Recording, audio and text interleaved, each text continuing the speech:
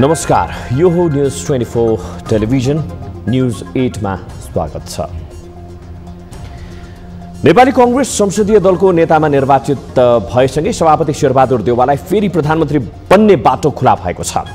देउवाले 6औं पटक देशको प्रधानमन्त्री बन्ने आशा जीवित राखे पनि पुस्तान्तरणको नारा बोक्दै आएका कांग्रेसी जन र नो नट अगेन भन्दै विकल्प खोजिरहेका जनतालाई भने निराश बनाएको छ। स्थानीय र आम निर्वाचन परिणामले नेतृत्व र नेताहरूको नियत परिवर्तन गर्न जनता आतुर भएको सन्देश आम रूपमा महसुस गरिएको थियो, तर कांग्रेसमा त्यो महसुस देखिएन।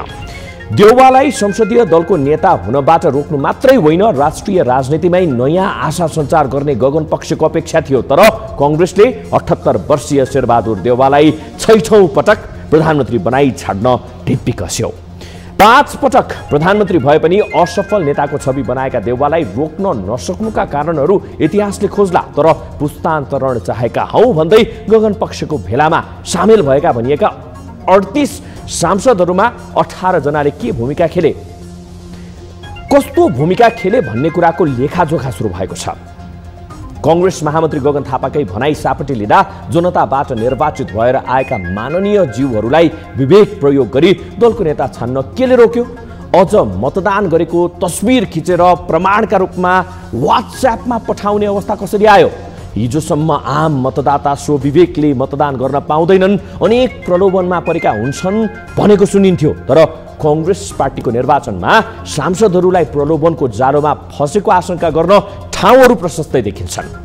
जनताले दिएको 20औं हजार मतको दुरुपयोग एक थान मन्त्री वा एक थान लाभको लागि हुन्छ भने जनमतको अपमान यो भन्दा के हुन्छ? अब न्यूज 8 का हेडलाइन्स। कांग्रेस संसदीय दलको नेतामा सभापति देउवा विजयी, राजनैतिक इतिहासमा देउवाको रेकर्डको खातै खात, गगनको कार्यकारी सपना तत्कालका लागि अस्वीकृत। यसबाट म थाक्दा पनि थाक्दिनँ, यसबाट म निराश पनि हुन्न, अरू थप मेहनत गर्छु, अरू थप लाग्छ।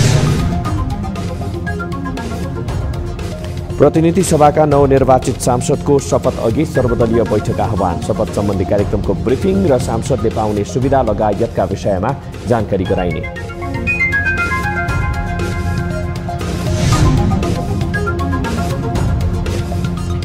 एमाले अध्यक्ष ओली र माओवादी केन्द्रका अध्यक्ष दालबीच शीतल निवासमा जम्का भेटमा शिष्टाचार साटासाट, झलनाथ खनालसँग पनि संवाद।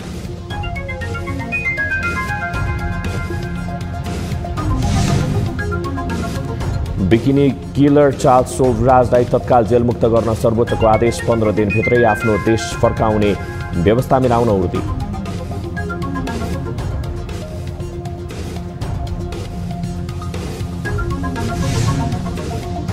र पोखरा क्षेत्रीय अन्तर्राष्ट्रिय विमानस्थल सञ्चालनका लागि तयारी पूरा, क्यालिब्रेसन फ्लाइटको प्रतिवेदनपछि व्यावसायिक उडान गर्न सकिने, लगानी उठ्नेमा भने आशंका। आफ्नो रिटर्न त दिन सक्ने अवस्था त छैन, त्यसको लागि समय कुर्नु पर्यो।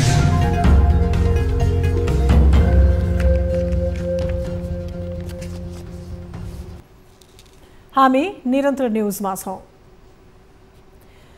नेपाली कांग्रेस संसदीय दलको नेतामा प्रधानमन्त्री एवं नेपाली कांग्रेसका सभापति शेरबहादुर देउवा विजयी भएका छन्। आज बिहान भएको मतदानपछि सार्वजनिक परिणाम अनुसार देउवाले 64 मत प्राप्त गर्दै विजय हासिल गरेका हुन्। उनका प्रतिस्पर्धी गगन कुमार थापाले 25 मत प्राप्त गरेका छन्। दलको नेतामा निर्वाचित भएपछि देउवाले पार्टीलाई व्यवधान मुक्त राख्ने काममा आफू लाग्ने बताएका छन्। उनले आगामी दिनमा पार्टीलाई राम्रोसँग अघि बढाएर लैजाने कुरामा आफू प्रतिबद्ध रहेको बताए। देउवाले आफूलाई नेपाली कांग्रेस संसदीय दलको नेता का रूपमा विजयी गराएकोमा सांसदहरूलाई धन्यवाद समेत ज्ञापन गरेका छन्।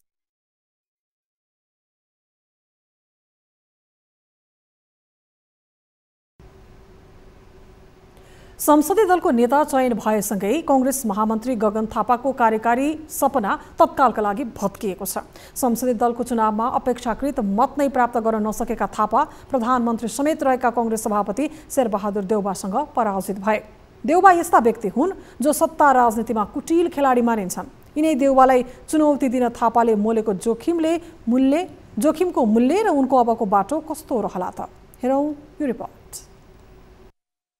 चुनावको पूर्व सन्ध्यामा प्रधानमन्त्री बन्न प्रतिनिधि सभा सदस्यका लागि मैदानमा उत्रिएको उद्घोष गरेका थापा आफ्नो टिममा सन्तुलन कायम राख्दै दलको नेताका लागि उम्मेद्वार त बने, तर सार्वजनिक रूपमै दलको नेताका लागि थापालाई मत दिने घोषणा गरेका केही सांसदहरूले न मत दिए न थापाको आत्मविश्वासलाई समर्थन नै गरे।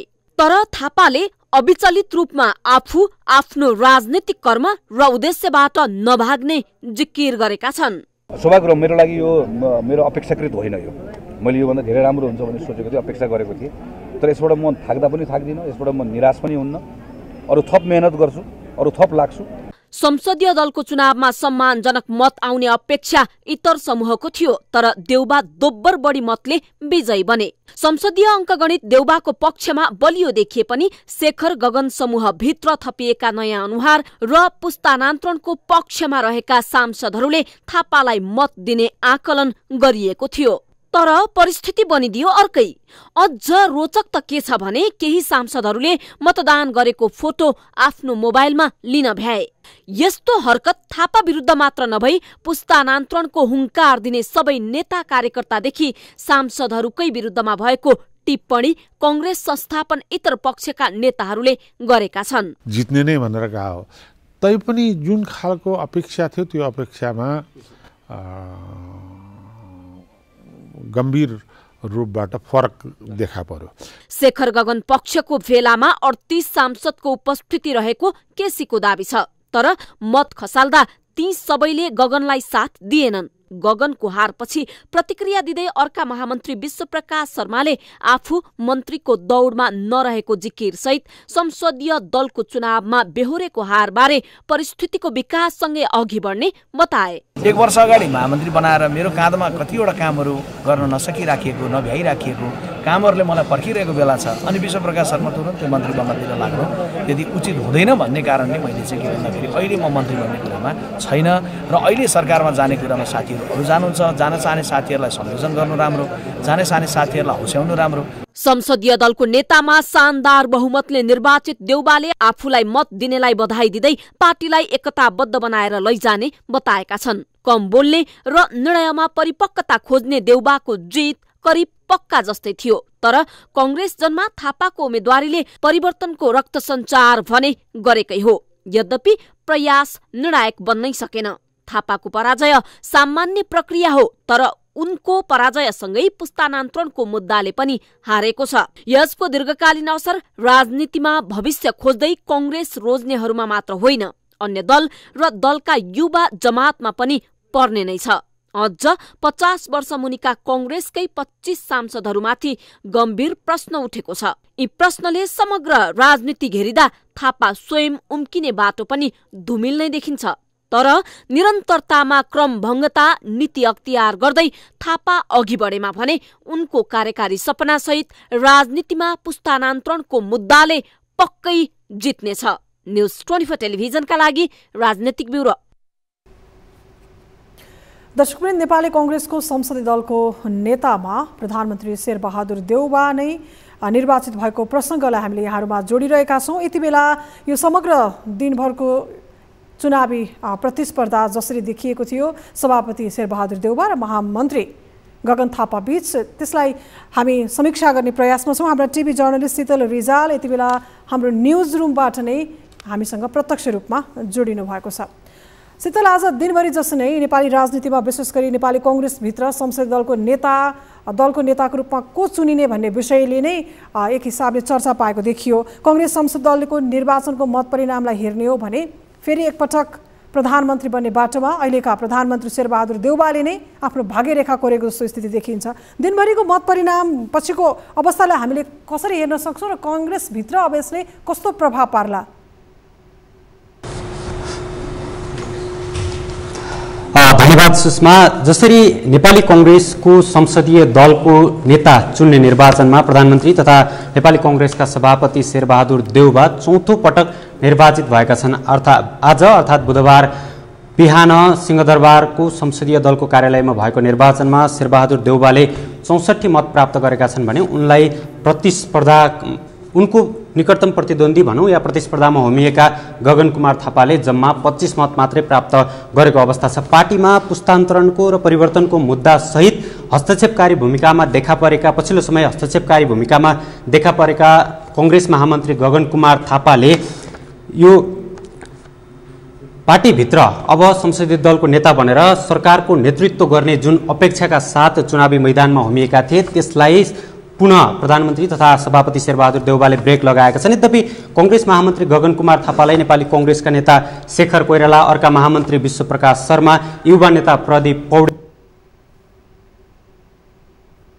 राज गुरुङ, सहमहामन्त्री लगायतका युवा नेताहरूको समर्थन त्यो समर्थनले पार्टीभित्र क्रमभङ्गता गर्न नसकिरहेको आजको मत परिणामले देखाएको छ। यद्यपि योभन्दा अगाडि नै गगन कुमार थापा भनौँ या संस्थापन इतर पक्ष गुटगत अङ्कगणितको हिसाबमा निकै कमजोर देखिएको थियो। शेरबहादुर देउवाको पक्षमा 58 जना सांसद रहेका थिए भने गगन थापाको पक्षमा 31 जना सांसद मात्रै रहेका थिए। यद्यपि पछिल्लो समय भनौँ या मनोनयन दर्ताको बिहान जुन तरिकाले गुटगत भेला भएको थियो गगन कुमार थापाको, त्यो भेलामा सहभागी भएका 38 जना सांसदहरूको उपस्थिति हेर्दै गर्दाखेरि गगन कुमार थापाले यसपटक राम्रै मत ल्याउने अपेक्षा र आकलन बाहिर पनि गरिएको थियो। यद्यपि गगन कुमार थापा स्वयंले पनि त्यो अपेक्षा गरेका थिए। तर जुन तरिकाले मत परिणाम आएको छ त्यसले गगन कुमार थापा आफ्नो पक्षमा रहेका 31 जना सांसदको पनि मत प्राप्त गर्न सकेका छैनन्। उनले जम्मा 25 मत प्राप्त गर्दै संसदले उनलाई मत हालेका छैनन्। यद्यपि यो मत किन आएन, यदि गगन कुमार थापा मान्न रुचाएनन् या रातारात आर्थिक चलखेलको विषय बन्यो यो कुरा भन्ने विषय यति बेला प्रश्न पेचिलो बनिरहेको छ भने इतर पक्षले यस विषयमा छानबिन गर्ने जनाइ। हजुर, जस्तो अब यहाँ गगन थापाले आम निर्वाचनभन्दा अगाडि नै आफ्नो उम्मेदवारी दर्ता गर्ने क्रममै आफूलाई भावी प्रधानमन्त्रीको रूपमा उभ्याएको त्यही अनुसार मत मागेको पनि देखिन्थ्यो आम मतदातामा र निर्वाचित भएपछि पनि उनको प्राथमिकता यही देखिन्थ्यो। तर अहिले गगन थापा संसदीय दलको नेता निर्वाचन हुने प्रक्रियामै उनी पराजित भएको स्थिति देखिन्छ। यसले कांग्रेसभित्र अब के सन्देश दिन खोज्छ, अथवा भनौँ नेपाली राजनीतिमा युवा जमातहरूको उपस्थिति हुनुपर्छ भन्ने एउटा आवाज उठिरहेको थियो, त्यसमा पनि यसले केही हदसम्म असर पारेको देखिन्छ। यसलाई कसरी मूल्याङ्कन गर्न सकिन्छ सिद्धान्त? पक्कै पनि सुषमा, गगन कुमार थापाले निर्वाचनभन्दा अगाडिदेखि नै आफूलाई भावी प्रधानमन्त्रीको रूपमा अगाडि सार्ने र संसदीय दलको चुनावमा सभापति शेरबहादुर देउवाको प्रतिस्पर्धीको रूपमा आफूलाई उभ्याउने भनेर घोषणा गरिसकेका थिए। यद्यपि यो निर्वाचनदेखि आजसम्मको तयारीको अवस्थालाई हेर्दाखेरि गगन कुमार थापाले पार्टीभित्र केही परिवर्तनकारी भूमिका निर्वाह गर्न सक्छन् भन्ने अपेक्षा धेरैको थियो। यद्यपि मत परिणामले त्यस्तो देखाएको छैन। नेपाली कांग्रेसका 89 जना सांसद मध्ये जम्मा 25 जना सांसदले मात्रै गगन कुमार थापालाई संसदीय दलको नेतामा देख्न रुचाएको मत परिणामले देखाएको छ। र समग्र नेपाली राजनीतिमा रहेका ठूला शीर्ष राजनीतिक दलकै कुरा गरौँ, नेपाली कांग्रेसले जुन तरिकाले संसदीय दलको निर्वाचन एउटा लोकतान्त्रिक पद्धति मार्फत चुन्यो, अन्य दलको संसदीय दलको नेता चुन्ने प्रक्रियामा भने त्यस्तो देखिएन। स्वघोषित या पार्टीभित्रबाट सर्वसम्मत चयनको विषयहरू या नेतृत्वको विपक्षमा कोही पनि बोल्न नसक्ने खालका प्रवृत्ति देखिएका थिए। र गगन कुमार थापाको उम्मेदवारीले अन्य राजनीतिक दलहरूमा पनि परिवर्तनको सङ्केत दिन चाहेको थियो। यद्यपि गगन कुमार थापाको पराजयका कारणले गर्दाखेरि अन्य दलहरूमा पनि युवा जमातले नेतृत्वलाई हस्तक्षेपकारी भूमिका निर्वाह गर्न डराउने हो कि भोलिका दिनमा नेपाली राजनीतिमा युवा पङ्क्तिले ठाउँ नपाउने हुन् कि युवाहरूको राजनीतिप्रतिको वितृष्णा मर्ने हो कि भन्ने खालका आशंकाहरू पनि भइरहेका छन्। यद्यपि गगन कुमार थापाको पराजय उनले मतको हिसाबमा पराजय बेहोरे पनि नैतिकताको आधारमा उनले विजय हासिल गरिसकेका छन्। पार्टीभित्र एउटा हस्तक्षेपकारी भूमिकामा आफूलाई उभ्याइसकेका छन्। उनले पार्टीभित्र अब परिवर्तन गर्नुपर्छ, पुस्तान्तरणको विषयलाई अगाडि बढाउनुपर्छ भन्ने तरिकाले उठाएको आवाजमा नेता शेखर कोइराला जस्ता व्यक्तिले उनलाई समर्थन गरेका छन् भने पार्टीभित्रको पनि युवा पङ्क्तिले गगन कुमार थापालाई अब नेतृत्वमा देख्न चाहेको छ। र अझ भनौँ नेता प्रदीप पौडेल जो पार्टीको 14औं महाधिवेशनमा शेरबहादुर देउवाकै प्यानलबाट महामन्त्रीको उम्मेदवार थिए, अहिले उनी क्लियर रूपमा गगन कुमार थापाको भनौँ इतर पक्षको समर्थनमा उभिएका छन् र गगन थापालाई नेतृत्वमा ल्याउनका लागि उनले खुलेरै थापाको हेर्ने हो भने समर्थन गरेका थिए। यसले पनि पार्टीभित्र परिवर्तन आवश्यक छ भन्ने कुरालाई सङ्केत चाहिँ गरेको देखिन्छ। यता हेर्ने हो भने नेकपा यसभित्र पनि माधव कुमार नेपाल नै दलको नेतामा चयन भए, माओवादी केन्द्रमा पनि पार्टी अध्यक्ष पुष्पकमल दाहाल नै दलका नेता भए, अन्य पार्टीको हकमा पनि पार्टी अध्यक्षहरू नै दलको नेताको रूपमा निर्वाचित भएका थिए। नेपाली कांग्रेसभित्र फरक किसिमको चर्चा सुनिन्थ्यो, दलको नेताका रूपमा पनि आकाङ्क्षीहरू ज्यादा र अझ हेर्ने हो भने प्रधानमन्त्री बन्नको लागि त अझै पनि आकाङ्क्षीहरू धेरै छन्, जस्तो शेरबहादुर देउवा, शेखर कोइराला, रामचन्द्र पौडेल, गगन थापा, प्रकाशमान सिंह सबैले आफूलाई भावी प्रधानमन्त्रीको रूपमा अगाडि उभ्याएको देखिन्थ्यो। तर अहिले यो नतिजाले फरक किसिमको परिस्थिति देखाएको छ। यद्यपि अन्तिम समयमा आएर जसरी यो परिवेश परिवर्तन भएको छ यसले अब के कङ्ग्रेसभित्र तेस्रो धार जन्मने जुन किसिमको हल्ला थियो त्यसलाई मिथ्या साबित गरेको हो भन्न मिल्छ? सुषमा, पक्कै पनि निर्वाचनको मतपरिणाम आउँदै गर्दाखेरि नेपाली कङ्ग्रेसभित्र झन्डै आधा दर्जन व्यक्तिहरू प्रधानमन्त्रीको दौडमा रहेका थिए। जस्तै सभापति शेरबहादुर देउवा, महामन्त्री गगन थापा, नेता प्रकाशमान सिंह, डाक्टर शेखर कोइराला लगायतका 6 जना नेताहरू चुनावी भनौँ या प्रधानमन्त्रीको लागि दौडधुपमा रहिरहेको अवस्था थियो। यद्यपि मनोनयनको दिनसम्म, जुन संसदीय दलको निर्वाचनको मनोनयनको दिनसम्म आइपुग्दाखेरि परिवेश फरक देखिएको छ भने जम्मा संसदीय दलको निर्वाचनमा नेपाली कङ्ग्रेसको विधानअनुसार प्रधानमन्त्रीमा दाबी गर्नका लागि संसदीय दलको निर्वाचन जित्नुपर्ने हुन्छ र त्यो निर्वाचनसम्म आइपुग्दाखेरि जम्मा 2 जना मात्रै चुनावी प्रतिस्पर्धामा होमिए। इतर पक्षले गगन कुमार थापालाई साझा उम्मेदवारको रूपमा अगाडि बढायो भने संस्थापन पक्षले शेरबहादुर देउवालाई नै साझा उम्मेदवारको रूपमा अगाडि बढाएको थियो। यद्यपि संस्थापन पक्षबाट शेरबहादुर देउवा नै निर्विकल्प उम्मेदवार हुन् भन्ने कुरा त योभन्दा अगाडि नै थाहा थियो। तर इतर पक्षबाट अलि धेरै व्यक्तिहरू चाहिँ प्रधानमन्त्रीको आकाङ्क्षीको रूपमा देखिएको थियो। यसले गर्दाखेरि बीचमा अब नेपाली कङ्ग्रेसभित्र तेस्रो धार जन्मिने हो कि भन्ने खालका आशंकाहरू पनि भइरहेका थिए,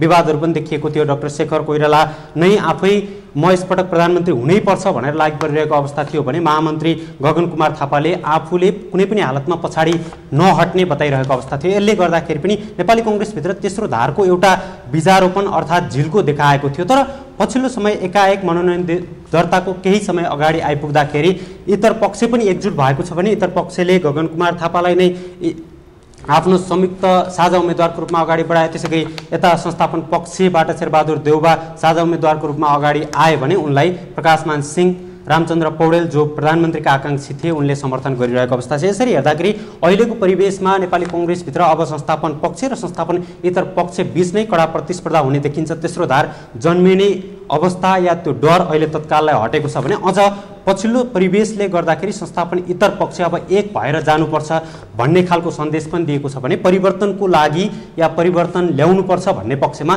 संस्थापन इतर पक्ष अर्थात् भनौँ नेता डाक्टर शेखर कोइराला पक्ष उभिएको जस्तो देखिन्छ। सुषमा, हजुर, अब शीतल अहिलेसम्म त शेरबहादुर देउवा 5 पटक प्रधानमन्त्री भइसकेको, अब 6औं पटक पनि प्रधानमन्त्री बन्ने दौडमा र एक हिसाबले अब पहिलो दल भएको हिसाबले निर्वाचनको परिणामले कङ्ग्रेसको सम्भावना नै बलियो। त्यसमा अब गठबन्धन गरेर समीकरण बनाएर कसरी सरकार बन्छ भन्ने कुरा अर्को पाटो रह्यो। अब भोलि सांसदहरूको शपथ पश्चात थप कुराहरू पनि बाहिर आउँदै जान्छ सरकार समीकरणको लागि। तर अब अहिलेको अवस्थामा शेरबहादुर देउवाको संसदीय राजनीतिक इतिहासलाई हामीले कसरी केलाउन सक्छौँ यो समग्र परिवेश बीच? सुषमा, पक्कै पनि शेरबहादुर देउवाले संसदीय दलको निर्वाचन जितिसकेपछि उनले अब 6औं पटक प्रधानमन्त्री हुने आफ्नो बाटो क्लियर गरिसकेका छन् भने निर्वाचित भइसकेपछि गठबन्धनका अन्य दलहरूसँग छलफलमा पनि जुटिसकेका छन्। यद्यपि योभन्दा अगाडि शेरबहादुर देउवाको राजनीतिक पृष्ठभूमिको अलिकति कुरा गरौँ। उनले 2020 सालबाट सक्रिय राजनीति सुरु गरेका थिए भने 2052 सालमा आएर नेपालको राष्ट्रिय राजनीतिमा उनले हस्तक्षेपकारी भूमिका निर्वाह गरेका थिए। पहिलो पटक 2052 सालमा उनी तत्कालीन नेपाली कङ्ग्रेसका सभापति गिरिजाप्रसाद कोइरालाको समर्थनमा सर्वसम्मत संसदीय दलको नेता चुनिएका थिए भने सोही संसदीय दलको नेता चुनिएकै कारणले गर्दा उनले 49 वर्षकै उमेरमा पहिलो पटक प्रधानमन्त्री बन्ने अवसर प्राप्त गरेका थिए। यो उनको पहिलो नेपाली राष्ट्रिय राजनीतिको पहिलो खुड्किलो थियो। त्यस्तै उनले 2058 सालमा संसदीय राजनीतिमा अर्थात् भनौँ संसदीय दलको नेता बन्नका लागि चुनावी प्रतिस्पर्धा गरिएका थिए। त्यतिखेर 2058 सालमा उनले सुशील कोइरालालाई संसदीय दलको निर्वाचनमा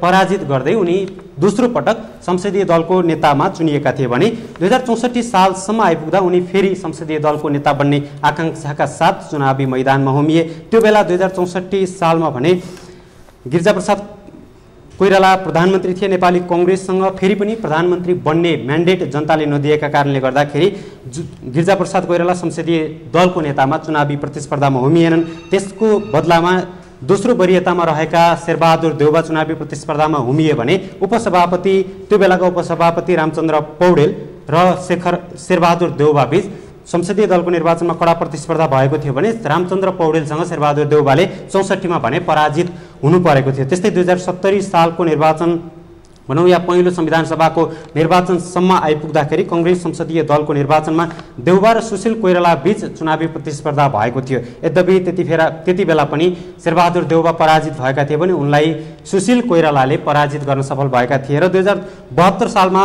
शेरबहादुर देउबाले पार्टी सभापतिमा निर्वाचित भइसकेपछि उनी त्यस यताका हरेक महाधिवेशनबाट पार्टी सभापतिमा निर्वाचित हुँदै आएका छन् भने संसदीय दलको नेतामा पनि उनी बारम्बार निर्वाचित हुँदै आएको अवस्था छ। 2074 सालमा पनि संस्थापन इतर पक्षबाट उम्मेद्वार बनेका प्रकाशमान सिंहलाई हराउँदै शेरबहादुर देउबा तेस्रो पटक संसदीय दलको नेता चुनिएका थिए। त्यस्तै गरी झन्डै 3 दशक लामो भनौँ या राष्ट्रिय राजनीतिमा 3 दशक राजनीतिक शक्ति केन्द्रमा रहेका देउबा यसपटक पनि आफूभन्दा 30 वर्ष कान्छा उम्मेद्वार गगन कुमार थापालाई पराजित गर्दै भनौँ या झन्डै दोब्बरभन्दा बढी मतले पराजित गर्दै पुनः संसदीय दलको नेतामा चयन भएको अवस्था छ। यसरी हेर्दै गर्दाखेरि यो परिवेशले शेरबहादुर देउबाले आफूले शक्ति केन्द्रमा रहनका लागि या जित निकाल्नका लागि कुनै पनि हदसम्म उनी बाहिर त्यति बोलेको देखिँदैन, तर भित्रभित्रै उनले अनेक तिग्दम रहस्य भ्याउँछन्, कुनै पनि हदसम्म जान सक्छन् भन्ने खालको उदाहरण यो बनिरहेको छ भने उनले योभन्दा अगाडि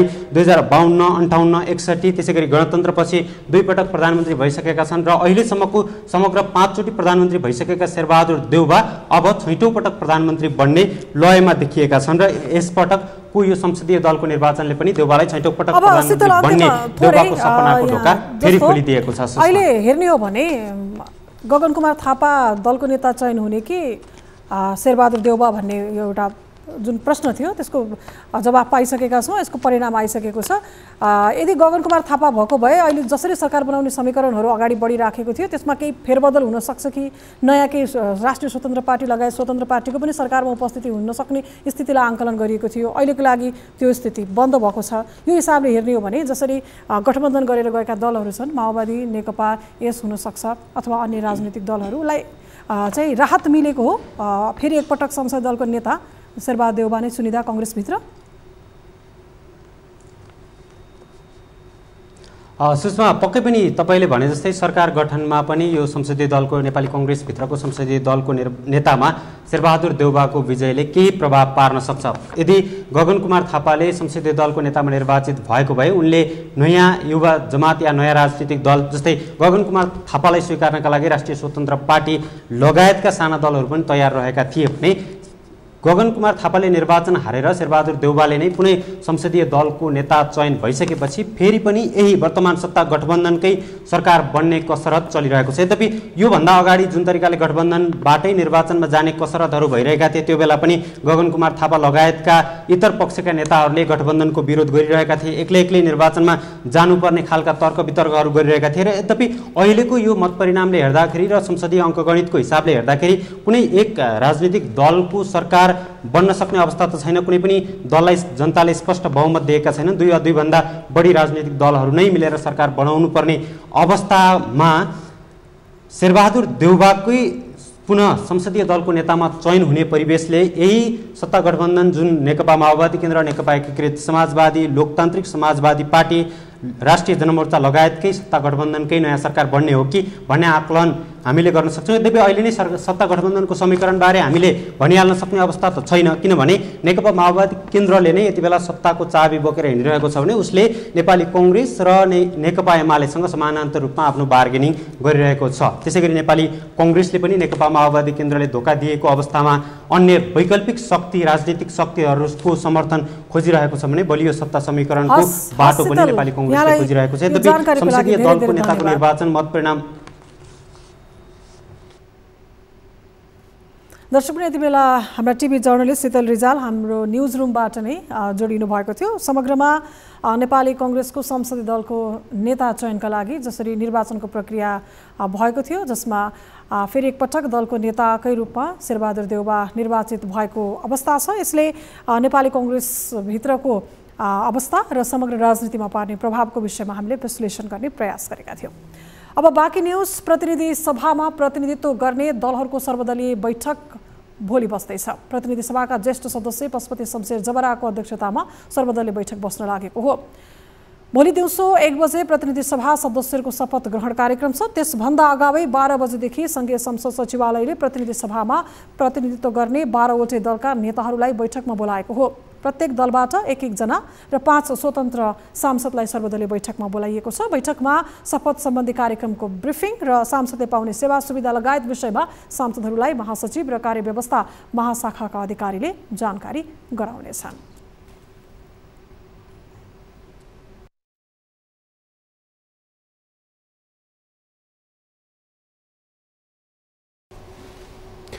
हामी निरन्तर न्युजमा छौं।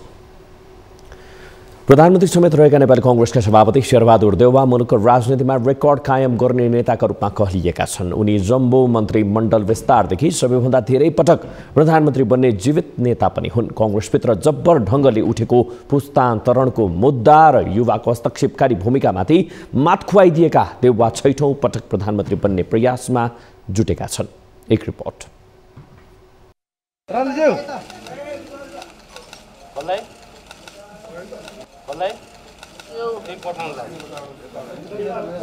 प्रधानमन्त्री तथा नेपाली कांग्रेसका सभापति शेरबहादुर देउवाले 6औं पटक प्रधानमन्त्री हुने ढोका खोलेका छन्।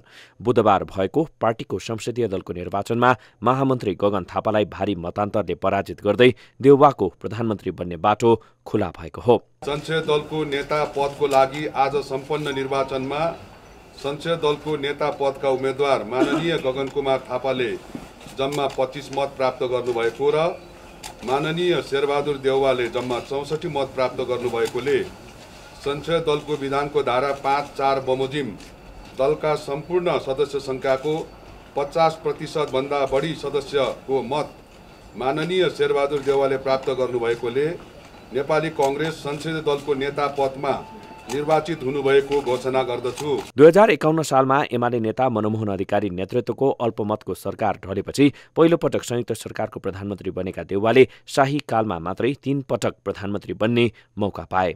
पहिलो पटक प्रधानमन्त्री बनेको बेलाको सुरा सुन्दरी काण्डको चर्चा बेला बेला हुने गरेको छ। त्यति मात्रै होइन, देउवालाई नेपालको इतिहासमा सबैभन्दा धेरै मन्त्री सामेल गरेर मन्त्रीमण्डल गठन गर्ने व्यक्तिका रूपमा पनि चिनिन्छ। 2056मा डडेलधुराबाट निर्वाचित भएपछि 2058 सालमा देउवा दोस्रो पटक प्रधानमन्त्री बने, तर सोही वर्ष असोज 18 गते उनलाई राजा ज्ञानेन्द्र शाहले पदच्युत गरेका थिए। फेरि 2061मा ज्ञानेन्द्रले नै उनलाई प्रधानमन्त्रीमा नियुक्त गरेका थिए, तर सोही वर्षको माघ 19 गते सत्ता हातमा लिँदै ज्ञानेन्द्रले देउवालाई बर्खास्त गर्दै भ्रष्टाचारको अभियोग समेत लगाइएको थियो। 2072 साल फागुनमा 13औं महाधिवेशनबाट नेपाली कांग्रेसको सभापति बनेका देउवा 2074 सालमा गणतन्त्र स्थापनापछि पहिलो पटक र समग्रमा चौथो पटक प्रधानमन्त्रीमा नियुक्त भए। चौथो कार्यकालमा देउवाले स्थानीय र आम निर्वाचन सम्पन्न गरेका थिए। निर्वाचनपछि एमाले माओवादीले बहुमतको सरकार बनाएपछि प्रतिपक्षी दलको नेता बनेका देउवालाई कम्युनिस्ट पार्टीमा आएको फुटले 5औं पटक देशको प्रधानमन्त्री बन्ने अवसर आयो र उनी 2078 असार 29 गते प्रधानमन्त्रीमा नियुक्त भए। आफ्नै नेतृत्वमा 2089 को निर्वाचन सम्पन्न गराएका देउवाको पार्टी झिनो मतले पहिलो दल बनेको छ। यद्यपि अन्य दलहरूसँगको गठबन्धन मिलाएर 6औं पटक प्रधानमन्त्रीको नेतृत्व गर्ने तयारी उनले गरेका छन्। प्रधानमन्त्री बन्ने पहिलो खुड्किलो संसदीय दलको निर्वाचन जितेका देउवा अब अन्य दलहरूसँग संवादमा जुटेका छन्। पार्टीभित्र पुस्तान्तरणको आवाज चर्को रूपमा उड्दै आएपछि अधिकांश नेताहरूले देउवालाई बोकेर हिँडेका छन्। जनताले पुरातन पार्टीहरूलाई सबक सिकाउन वैकल्पिक शक्ति निर्माणमा साथ दिन खोजेपछि कांग्रेसबाट निर्वाचित सांसदहरूले भने 78 वर्षीय देउवालाई प्रधानमन्त्री बन्ने मार्ग प्रशस्त गरिदिएका छन्।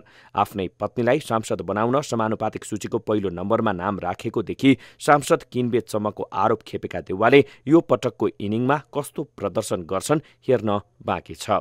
न्युज 24 टेलिभिजनका लागि राजनैतिक ब्युरो। संवादहीनताको अवस्थामा रहेका एमाले अध्यक्ष केपी ओली र माओवादी केन्द्रका अध्यक्ष पुष्पकमल दाहालबीच जम्का भेटपछि कुराकानी भएको छ। मङ्सिर 4 को निर्वाचनबाट प्रतिनिधि सभामा विजयी ज्येष्ठ सदस्यको रूपमा सांसद पशुपति शमशेर जबराले शपथ लिँदा दुई कम्युनिस्ट पार्टीका अध्यक्ष द्वयबीच जम्का भेटपछि कुराकानी समेत भएको छ। 2077मा तत्कालीन नेकपा खारेज भएदेखि सँगै नदेखिएका दुई नेताबीच राष्ट्रपति कार्यालय स्थित निवासमा भेट भएको हो। शपथ ग्रहण गर्ने क्रममा ओली, दाहाल र अर्का पूर्व प्रधानमन्त्री झलनाथ खनाललाई लहरै राखिएको थियो। अघिल्लो सिटमा लहरै बसेका ओली र दाहालबीच जबराको शपथका क्रममा कुराकानी समेत भएको छ। त्यस्तै एमालेबाट छुट्टिएका खनालसँग पनि ओलीले कुरा गरेका छन्, तर उनीहरूबीच के कुराकानी भयो भन्ने बारे खुलिसकेको छैन। यद्यपि ओलीले दाहाललाई गोरखाबाट विजयी भएपछि फोन गरेर बधाई साटासाट गरेका थिए।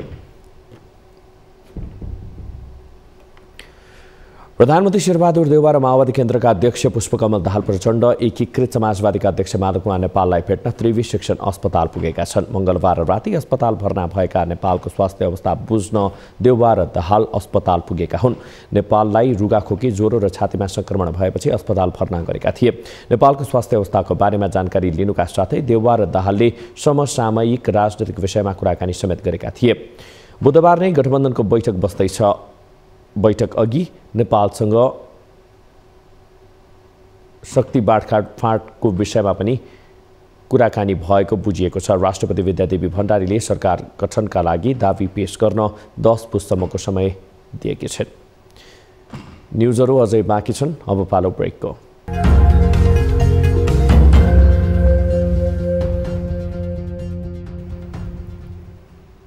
हामी निरन्तर न्युजमा छौं। सर्वोच्च अदालतले बिकिनी किलरका रूपमा चिनिने चार्ल्स सोब्राजलाई जेलबाट रिहा गर्न आदेश दिएको छ। बुधबार न्यायाधीशहरू सपना प्रधान मल्ल र तिलप्रसाद श्रेष्ठको इजलासले सोब्राजलाई जेलमुक्त गर्न आदेश दिएको हो। तोकिएको भन्दा बढी समय कैद गरिएको भन्दै सोब्राजले कैदमुक्त हुन पाऊँ भनी निवेदन दिएका थिए।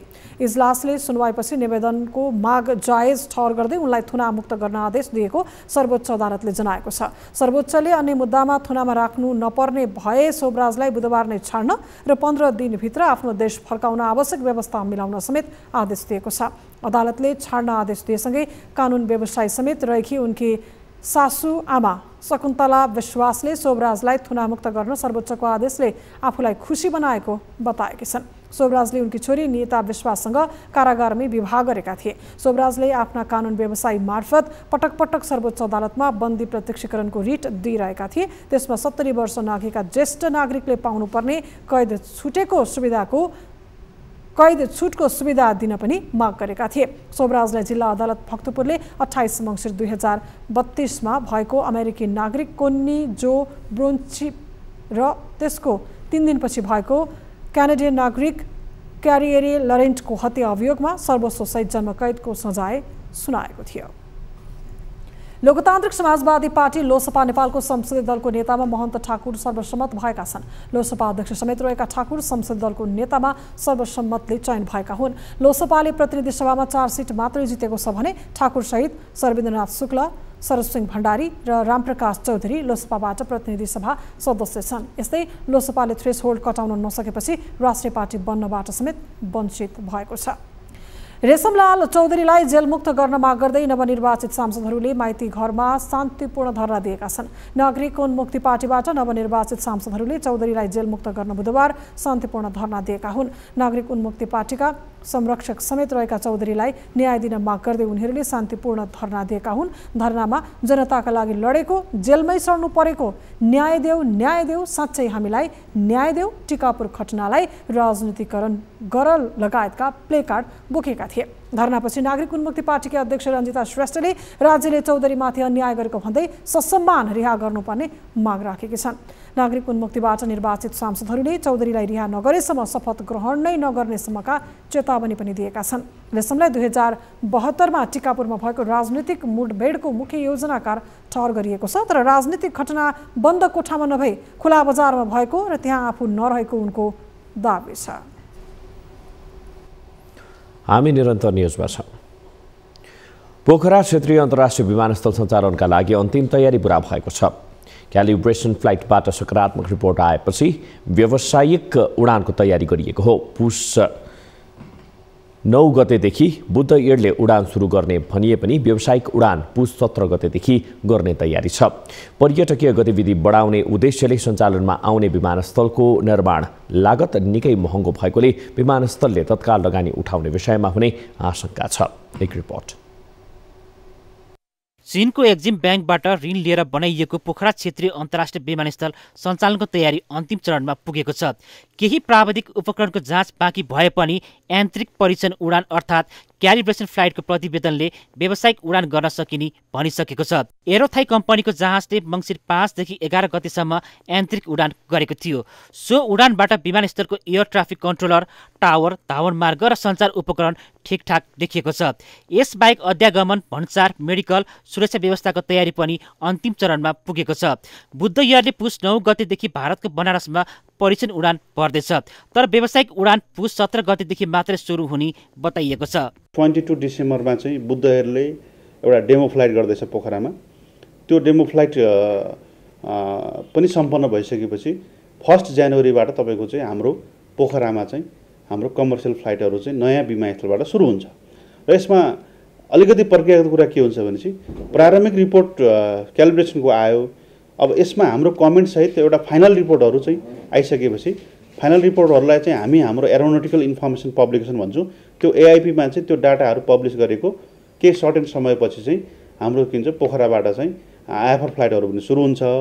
विमानस्थल नियमित सञ्चालन भए पर्यटकीय नगरी पोखरामा पर्यटकको चहल पहल बढ्न सक्छ, जसबाट त्यहाँको आर्थिक गतिविधि बढ्नेछ। तर विमानस्थल आफू पनि आर्थिक चपेटामा पर्न सक्ने जोखिम बढेको छ, किनभने चिनिया ब्याङ्कबाट महँगो ब्याजमा लिएको 22 अर्ब रुपियाँ तिर्न निकै लामो समय लाग्ने विज्ञहरूले बताउँदै आएका छन्। महँगो लगानीमा निर्माण भएकाले लगानी अनुसार आम्दानी लिन सञ्चालन खर्च बढेर जाने निश्चित छ। विभिन्न कारणले गर्दा प्रशासनिक खर्च बढिरहेको छ। अब विभिन्न झन्झटहरू, अब अनुमति लिने यत्रो समय लाग्ने होइन, एउटा विमान कम्पनीले अनुमति लिन नसक्ने स्थिति। त्यसले गर्दा मुलुकको अहिलेको अवस्थामा त अब लगानीको आधारमा सरकारले भनौँ न जुन वायु सेवा ऊहरूले विमानस्थल कम्पनीले त आफ्नो रिटर्न त दिन सक्ने अवस्था त छैन। यसको लागि समय कुर्नु पर्यो। मुलुकको लागि चाहिँ नि अलिकति पर्यटकीय पूर्वाधारहरू अझै विकास गरेर विदेशी पर्यटकहरू जति ल्याउन सक्यो त्यो आधारमा चाहिँ नि लगानी उठ्न सम्भव हुन्छ। नत्र अहिलेको अवस्थाले त अलि समय लम्बिने देखिन्छ। वार्षिक 8 लाख यात्रुलाई सेवा दिन सक्ने क्षमता विमानस्थलको रहेको छ। तर त्यसका लागि युरोप र एसियाली मुलुकबाट पर्यटक ल्याउन विभिन्न प्याकेज सहितका योजना बनाउन जरुरी छ। अहिले प्राधिकरणले यस विमानस्थलमा आन्तरिकतर्फ दैनिक 48 र अन्तर्राष्ट्रियतर्फ 6 वटा उडान तथा अवतरण गर्ने तयारी गरेको छ। तर यतिले मात्रै विमानस्थलको लागत उठाउन निकै समय लाग्ने निश्चित छ। न्युज 24 टेलिभिजनका लागि क्यामेरामा सुनिल गुरुङका साथमा टिभी जर्नलिस्ट रबिन ठकुरी, काठमाडौँ। अब बिजनेस न्यूज।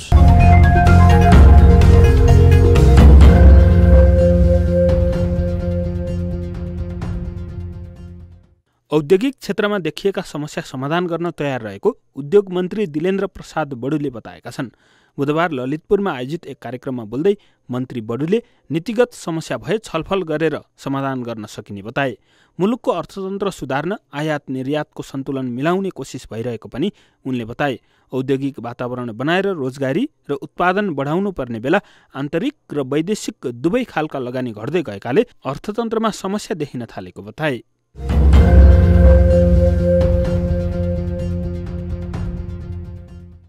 सलाम एयरलाइन्सले नेपालस्थित टिकट बिक्री गर्ने ट्राभल एजेन्सीहरूलाई सम्मान गरेको छ। एयरलाइन्सको नेपालस्थित GSM IME इन्टरनेसनल ट्राभल्सले आयोजना गरेको कार्यक्रममा सन् 2022 भित्र सर्वाधिक टिकट बिक्री गर्ने 10 ट्राभल एजेन्टहरूलाई सम्मान गरेको हो। सो अवसरमा IME ग्रुपका अध्यक्ष चन्द्रप्रसाद ढकाल र सलाम एयरका प्रतिनिधिले विजेतालाई बधाई दिए। सन् 2018 देखि नियमित उडान गर्दै आएको सलाम ग्रुपले नेपालमा छिट्टै दैनिक उडान भर्ने योजना बनाएको छ।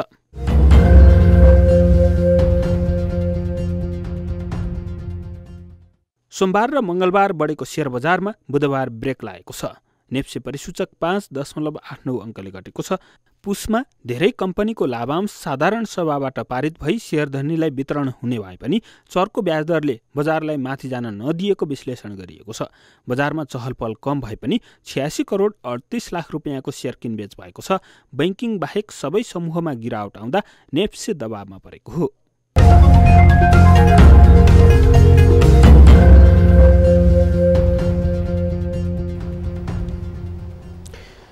न्युजहरू अझै बाँकी छन्, अब पालो ब्रेकको।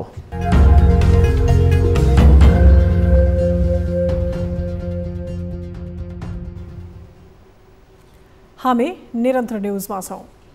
अब 24 वेदर अपडेट।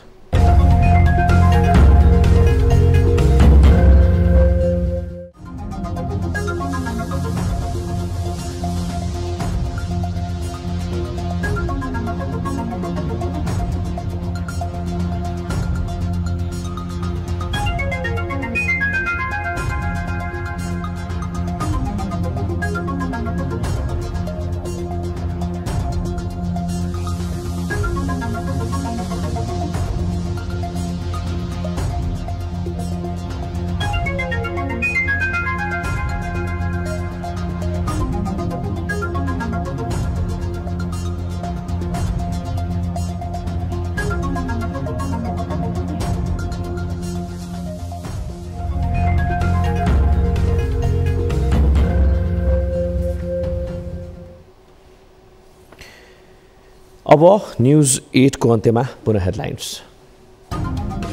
कांग्रेस संसदीय दलको नेतामा सभापति देउबा विजयी, राजनैतिक इतिहासमा देउबाको रेकर्डको खातै खात, गगनको कार्यकारी सपना तत्कालका लागि अस्वीकृत। यसबाट म थाक्दा पनि थाक्दिनँ, यसबाट म निराश पनि हुन्न, अरू थप मेहनत गर्छु, अरू थप लाग्छ। प्रतिनिधि सभाका नवनिर्वाचित सांसदको शपथ अघि सर्वदलीय बैठक आह्वान, शपथ सम्बन्धी कार्यक्रमको ब्रिफिङ र सांसदले पाउने सुविधा लगायतका विषयमा जानकारी गराइने।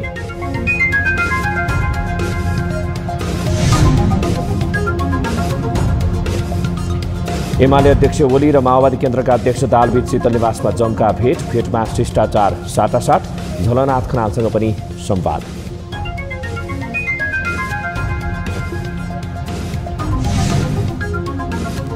बिकिनी किलर चार्ल्स सोभराजलाई तत्काल जेलमुक्त गर्न सर्वोच्चको आदेश, 15 दिनभित्रै आफ्नो देश फर्काउने व्यवस्था मिलाउन उर्दी।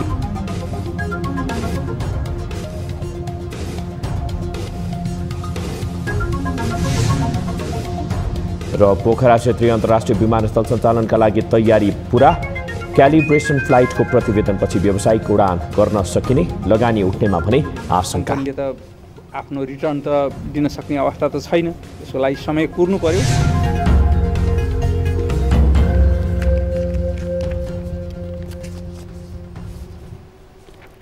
न्युज 8 अहिलेलाई यति नै। थप न्युजका लागि हाम्रो वेबसाइट www.news24nepal.com हेर्नुहोला। साथै हामीलाई फेसबुक, ट्विटर र युट्युबमा पनि फलो गर्न सक्नुहुनेछ। यस्तै मोबाइल, भाइबर र इमेलबाट 24 हेल्प डेस्कमा कुनै समस्या या गुनासो छन् भने सम्पर्क गर्न सक्नुहुनेछ। अहिलेलाई बिदा दिनुहोस्, हामी निरन्तर न्युजमा छौँ। नमस्ते।